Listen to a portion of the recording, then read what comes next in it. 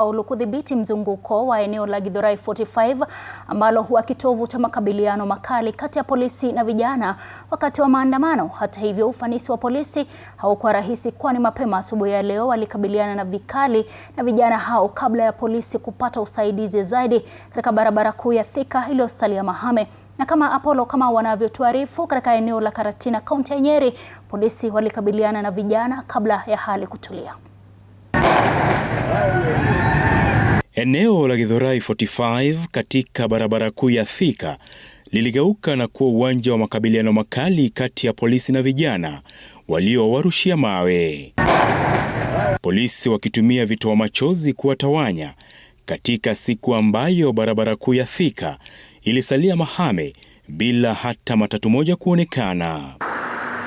Na huku mchezo wa paka na panya ukiendelea kati ya vijana na polisi, kwa mara ya kwanza polisi walifaulu kudhibiti vijana hao baada ya kupokea usaidizi zaidi kutoka kwa wenzao waliofika kwa pikipiki, malori na hata Subaru na kuondoa vijana waliokuwa kwenye mzunguko huo.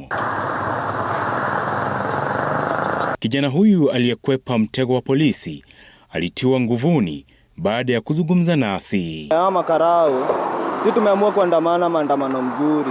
Simona Githurai leo mmepata kukiwa kuzuri. Hakuna ati vurugu, biashara za watu.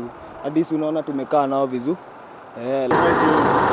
Eneo la Githurai ambalo ndilo kipima joto la siasa za Mlima Kenya na ambalo huwa lenye ukali zaidi wakati wa maandamano likatulia, lakini vijana bado hawakutulia, kwani wachache wao walianza kuibia wapita njia na kufanya maafisa wa polisi kutoa amri kila mtu aende nyumbani. Na huku barabara kuu ya Thika ikisalia mahame, kwani hakuna hata matatu moja iliyoruhusiwa kupita, wanabodaboda walioruhusiwa na polisi kusalia kutoka Githurai 45 hadi Roysambu wakilalamika jinsi maandamano ya leo yameathiri biashara zao. Tumesimama kutoka saa 12, hakuna wenye tunabeba. Sasa leo tuko na changamoto, sijui vile tutarudi kwa nyumba.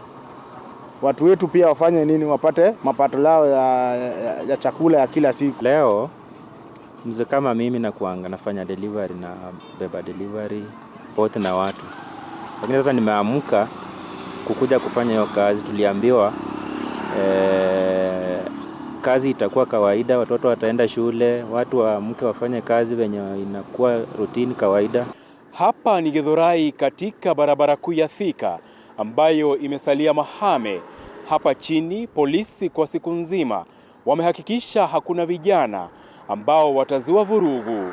Apollo Kamau, TV47, Githurai.